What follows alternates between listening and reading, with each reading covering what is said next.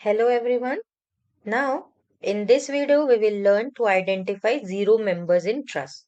So, the importance of this topic is too much. What happens is certain times in question, very much number of members are provided to you, like an example of 7 to 8 members are there. But if you know how to identify the zero member, certain times 3 to 4 members out of that can be considered directly as zero without solving it. So there are certain tricks to identify which member we can directly consider it as zero member. So in this video हम ये सीखेंगे कि given diagram में कौन से member को हम सीधे जीरो कंसिडर कर सकते हैं. ठीक है. Okay. Moving ahead. Zero members means क्या? So the member which carry zero force, है ना, the magnitude of force is zero, is known as zero member. So अगर ऐसे मेंबर्स आपके स्ट्रक्चर में दिए हुए हैं जो कोई भी लोड कैरी नहीं करते, ठीक है, उनको बोलते हैं जीरो मेंबर. अब जीरो मेंबर प्रोवाइड क्यों किए रहते हैं? So zero members does not carry any force but it maintain the geometry of the truss, right. So certain times load carry करने के लिए नहीं, लेकिन ज्योमेट्री को सेटिस्फाई करने के लिए आपको अगर मेंबर देना पड़ता है तो उसे बोलते हैं जीरो मेंबर. ठीक है. Now we will learn how to identify it. So for that purpose if you see, ये जो एग्जाम्पल है ना, यहाँ पे आप देखोगे कि ये जो ट्रायंगल एग्जाम्पल, ये 3 मेंबर्स है जिनके ऊपर लोड आता है, ये सपोर्ट दिए हुए हैं. और ये जो सैग हो सकता है स्ट्रक्चर पे, ये सैग ना हो, इसीलिए ज्योमेट्री को मेंटेन रखने के लिए यहाँ पे जो एडिशनल मेंबर दिया हुआ है उस मेंबर को हम बोलते हैं जीरो मेंबर. सो ये जो मेंबर है ना, that doesn't carry any load. तो जब आप ट्रस्ट के क्वेश्चन को सॉल्व करोगे, you will get to know that member AC, CB, BA, ये मेंबर्स में आपको लोड की वैल्यू मिलेगी. वेयर एज जब आप इस मेंबर को सॉल्व करोगे, you will get to know that अगर मैं इसे कहूँ डी पॉइंट, सो एडी और डीबी मेंबर में आपको लोड मिलेगा. वेयर एज जब सीडी पॉइंट को आप सॉल्व करोगे, you will get to know there is no load in this member. So ये मेंबर है जीरो मेंबर. तो अब ये हमने डायग्राम में कैसे लोकेट किया, that we will learn. So now conditions of zero member. So ऐसी कौन सी कंडीशन है जिससे हम आइडेंटिफाई कर सकते हैं कि ये जीरो मेंबर है? The very first condition is T junction. T junction मतलब क्या? If three forces are acting at a joint and out of that three forces two forces are collinear, then third force या third member is a zero member for equilibrium of that joint. इसका मतलब क्या है कि अगर किसी joint पे if you have three forces only, right, तीन ही फोर्स है, जैसे कि आपको यहाँ पे क्लियरली दिख रहा है. देखो, तीन ही फोर्स है, ये अगर जॉइंट है तो यहाँ पे कितने फोर्सेस दिख रहे हैं? ये है ए बी, ये है ए डी और ये है ए सी. तो इसका मतलब कि यहाँ पे एक जॉइंट पे तीन ही फोर्सेस है. Out of those three the condition says us that तीन में से कोई भी दो अगर कोलिनियर है, ये वाला और ये, if you can see this two, these are collinear with each other. So अगर ये कोलिनियर है, इसका मतलब third force can be consider it as zero. Okay, ठीक है. Third force can be consider it as zero. ठीक है. So T junction की कंडीशन में क्या होना चाहिए? किसी भी जॉइंट पे तीन फोर्सेस होने चाहिए. तीन फोर्सेस में से अगर कोई भी दो फोर्सेस कोलिनियर है तो तीसरा फोर्स हम कंसिडर करेंगे जीरो. ऑफ कोर्स अगर दो कोलिनियर है मतलब इक्वल एंड अपोजिट है, तो इक्विलिब्रियम के हिसाब से तीसरे मेंबर में कोई फोर्स रहेगा ही नहीं. ठीक है. तो ये कंडीशन और कैसे हो सकती है, that we will see further. If you see this example, truss के जॉइंट में एक तो ऐसे हो सकता है, अगर यहाँ पे आपको जॉइंट पे ऐसे मेंबर्स कनेक्टेड हो तो ये दो कोलिनियर है तो तीसरा जीरो है. ठीक है. Another example could be like this, ऐसे आपके इंक्लाइनली अगर मेंबर दिया हुआ है जहाँ पे तीन ही है, यहाँ पे जो मेंबर्स जॉइंट है जिसमें से दो कोलिनियर है तो तीसरा हमने कंसिडर किया जीरो. अब ये जो है ना, this example is very important. देखो, अभी यहाँ पे ए जॉइंट के ऊपर रोलर सपोर्ट लगा हुआ है. अगर रोलर सपोर्ट लगा हुआ है इसका मतलब कि यहाँ पे कितने रिएक्शन होना चाहिए? One reaction. So if you see it like that, ये ए जॉइंट जो है ना, यहाँ पे मेंबर तो दो ही कनेक्टेड है लेकिन एक रिएक्शन जनरेट हो रही है रोलर की वजह से. इसका मतलब ये भी एक ऐसा जॉइंट है जहाँ पे तीन फोर्सेस एक्ट करते हैं, राइट. तीन में से ये वाले दो कोलिनियर है, right, these two are collinear. So अगर ये दो कोलिनियर है तो तीसरा force we can consider it as zero, right. So you can see this thing कि what we have seen in that कि ये वाला अगर दो कोलिनियर है, so we can take the third force is as zero. तो T junction के लिए हमेशा आपको ध्यान में रखना है तीन फोर्सेस होंगे, तीन में से अगर दो कोलिनियर है तो तीसरा फोर्स आप सीधे जीरो ले सकते हो. Now moving ahead on the second condition, which we call it as V junction. V junction means if only two internal forces are acting at a joint. Now you need to be keen about this. Two internal forces and no external force is acting at that, then both members carry zero force.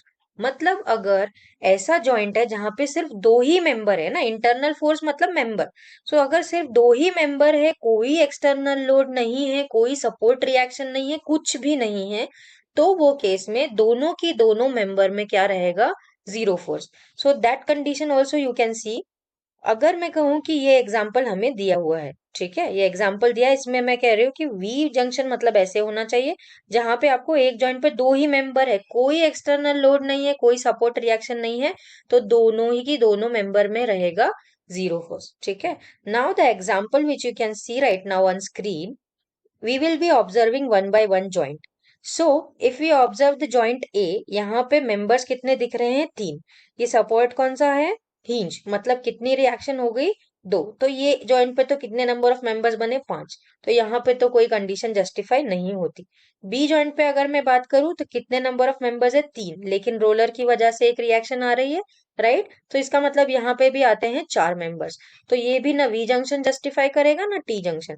Moving ahead, जब आप C point को देखते हैं, सी पे तीन members है, एक roller है, मतलब चार, तो ये भी सी और वी को जस्टिफाई नहीं करता. वेयर एज जब आप डी पॉइंट को देखोगे, डी पॉइंट पे दो ही मेंबर कनेक्टेड है, न ही कोई एक्सटर्नल लोड है, न ही कोई रिएक्शन है, इसीलिए डी पे के ये दोनों मेंबर्स क्या रहेंगे, this will be the zero members. So you can see over here this are considered as zero member. Now we will move ahead with certain more examples जहां पे आप वी जंक्शन कैसे दिख सकता है आपको. तो वी जंक्शन ऐसा पॉइंट जहां पे कोई भी एक्स्ट्रा चीज नहीं है, सिर्फ मेंबर्स है, तो दो ही मेंबर हो, कोई एक्सटर्नल लोड ना हो, सपोर्ट रिएक्शन ना हो, तो वो दोनों कंसिडर होते हैं जीरो मेंबर. सो ऐसी कोई भी सिचुएशन जहां पे ऐसा असेंबली आपको दिखाई दे, आप उसको सीधे ले सकते हैं जीरो. ठीक है.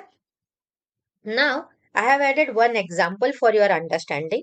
If you have understood the previous thing which I have explained to you, that T junction और V junction identify करके हमें देखना है कि कितने number of members ये ट्रस्ट में जीरो हो सकते हैं.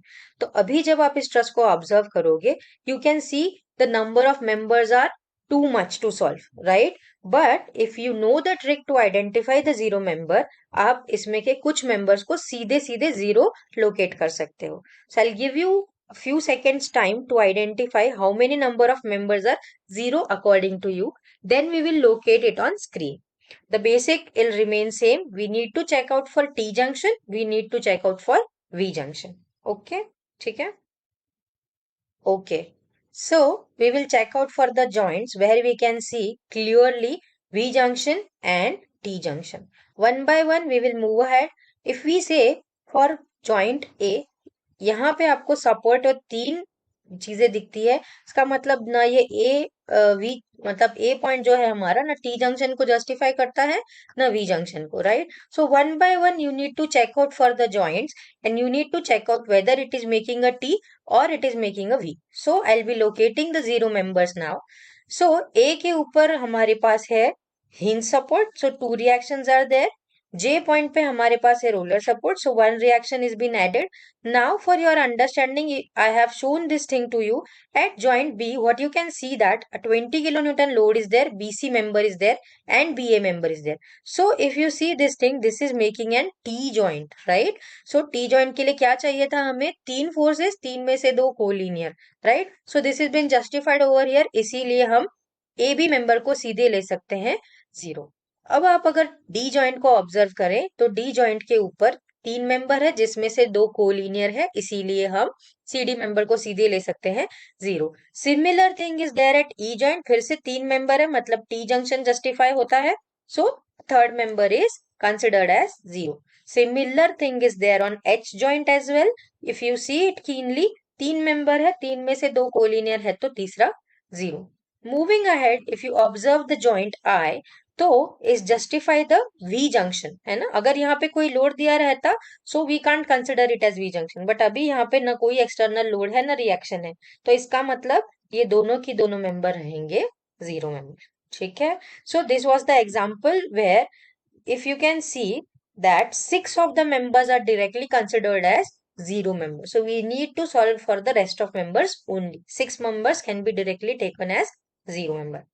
Moving ahead, one more example has been added. अगर आप इस एग्जाम्पल को ऑब्जर्व करो तो हम यहाँ पे देखेंगे आप कौन कौन से मेंबर जीरो मेंबर हो सकते हैं. ये जो एग्जाम्पल है that is an example of cantilever truss, जिसका एक साइड फिक्स है, दूसरा साइड फ्री है. ठीक है. सो इस एग्जाम्पल में हम ढूंढने की कोशिश करते हैं कि हमें कहीं पे टी जंक्शन या वी जंक्शन मिलता है क्या. सो अगर आप इस पॉइंट पे देखो, आपको ई जॉइंट को अगर आप ऑब्जर्व करें तो you can see that EC member, easy member, EF member. इसका मतलब तीन ही है जिनमें से दो कोलिनियर है तो तीसरा जीरो है. राइट. अब अगर ये जीरो मेंबर है इसका मतलब कि ये तो कोई लोड कैरी करता ही नहीं. इसका मतलब अगर अब हम जॉइंट एफ को ऑब्जर्व करें तो एफ के ऊपर ये तो जीरो मेंबर आ गया ना, ये तो जीरो है. इसका मतलब एक्चुअल मेंबर कितने हैं एफ के ऊपर जो वर्क करते हैं? तीन. राइट. तीन में से ये दो जो है वो कोलिनियर है तो तीसरा क्या होगा? जीरो. इसीलिए इसे हम जीरो लिख सकते हैं. अगर अब इसे हमने जीरो ले लिया तो अब आप अगर सी पॉइंट को ऑब्जर्व करो तो क्या हो गया? ये तो जीरो है. राइट. मतलब बचे हुए मेंबर्स कितने बचे? Again three. CE member, CB member, CD member. तीन में से फिर से दो कोलिनियर है, मतलब तीसरा जीरो है.